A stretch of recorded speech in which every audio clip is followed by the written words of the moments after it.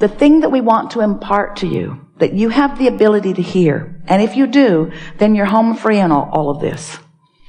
We don't want you to choose this high-flying disc so that you can get the job you want or get the relationship you want.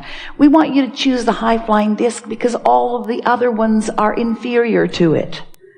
We want you to get the high-flying disc because it feels good and everything else feels less good. We want the high-flying disc for you because that's where clarity and exhilaration and fun and joy and appreciation and love and vitality and clarity and all of those things that you really are. We want that for you. All the other stuff will come, but so what? The only reason you want the other stuff is so you'll have fun and appreciation and love and clarity and joy and all of that. That's the reason you want it anyway. So can't you just sort of cut through the justification of why you need to do that and just accomplish it a little more today, a little more tomorrow than you did today, and a little more the next day than you did this day? Can't you reach for it? Does it make any sense? Do you know how to reach for it? Do you know how to find a thought that feels good? Not so much. Have we concluded that? Start again. Do you believe that? Start again. Do you hope that? Do you believe that you have a point of attraction? And do you believe that you have more control over your point of attraction than you normally exercise? Do you believe that you can get better at exercising your point of attraction? Is it helpful to know that there's a vortex full of all that you've become that would flow into your experience once you get up there in the vicinity of it? Is that helpful to know? Do you believe that your emotions are your indicator of which disc you're on? Do you believe it's possible to move from one disc to another? Do you believe that it's possible to move from this really not feeling good disc to this really good feeling disc easily? Do you believe that if you are on the disc that feels like hope, that it would be a fairly simple thing for you to move into an even higher vibration? Do you believe that the source within you is holding consistently that vibration and is calling you to it? Do you believe if you weren't doing that thing you're doing, that it would easily call you to it? Do you believe that negative emotion is your indicator that you're doing that thing you do? Do you believe that in the middle of recognizing that you've got negative emotion, that you can just stop it right then?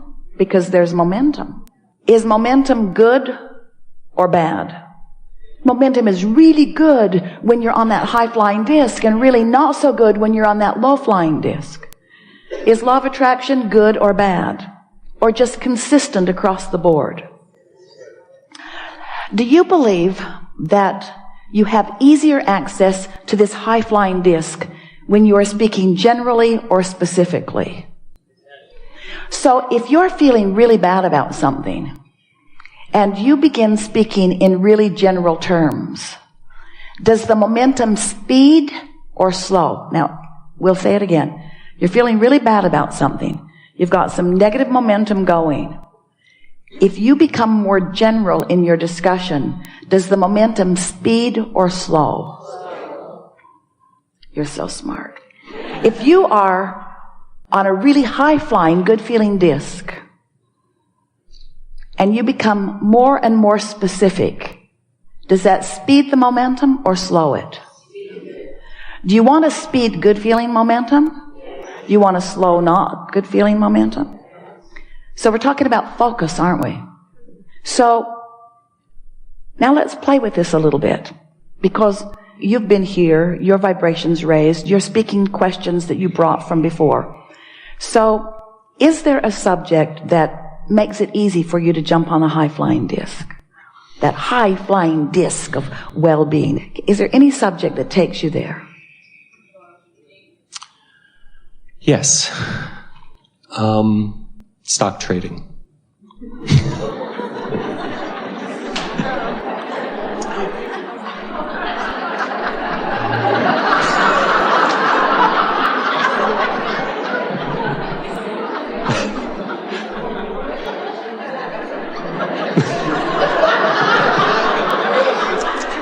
Can I try again?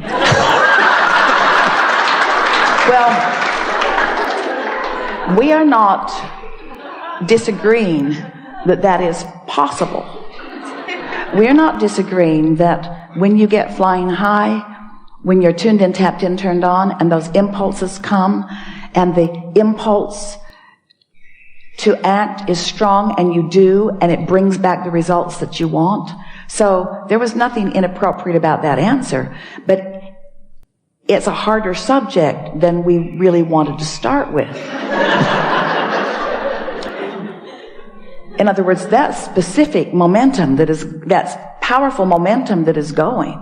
So what is your general understanding about stock trading that makes that an easy high-flying disc for you? Give us the general reasons that that's a high-flying disc for you. Lots of money moving.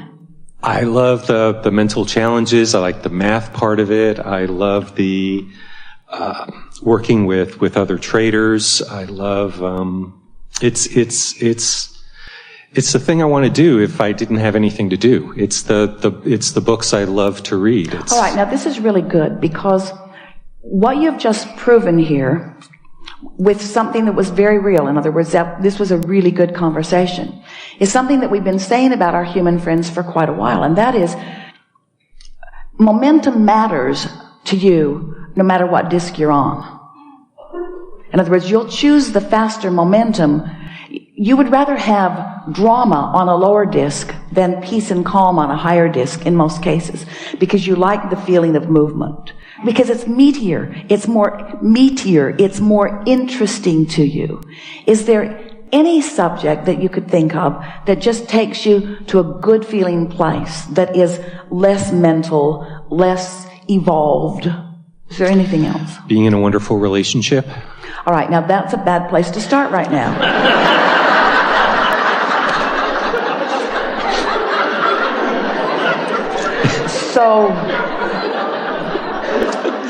So is there anything else? But you see, that's logical, isn't it? Because that's where the momentum is.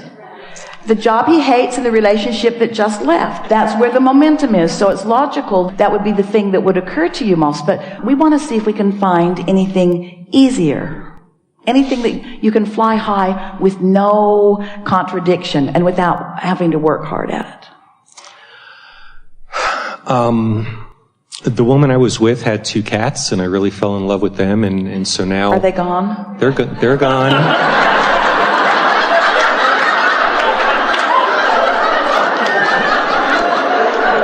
too. I've been thinking they might be easier to replace than her. Infinitely. Yeah.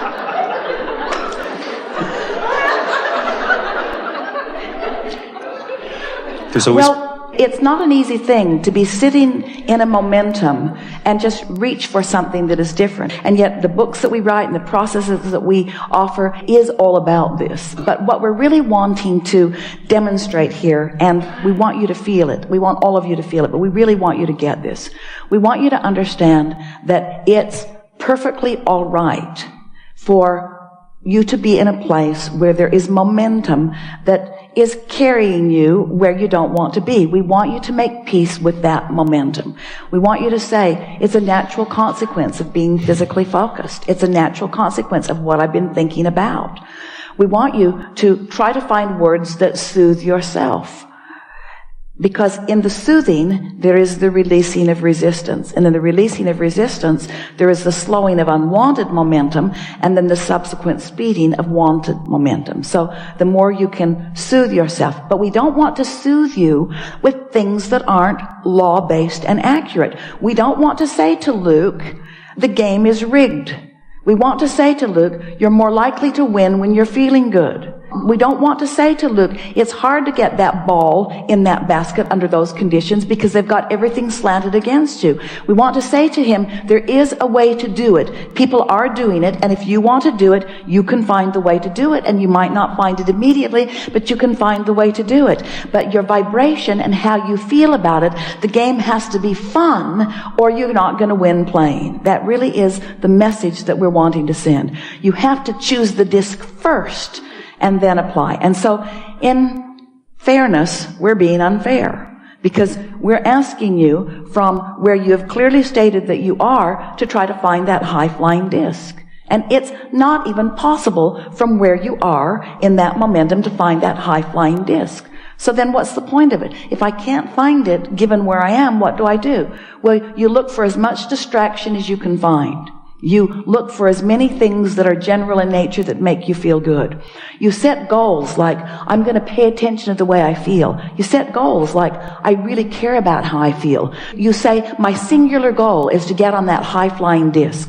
My singular goal is to feel some positive emotion. My singular goal is to breathe deeply and feel good again. Esther remembers vividly, after Jerry made his transition, sitting on the deck in Del Mar and looking out at the ocean and breathing her first really good, fresh breath of air that she'd had in a long, long time. And it felt in that breathing of it in like the big black cloud lifted.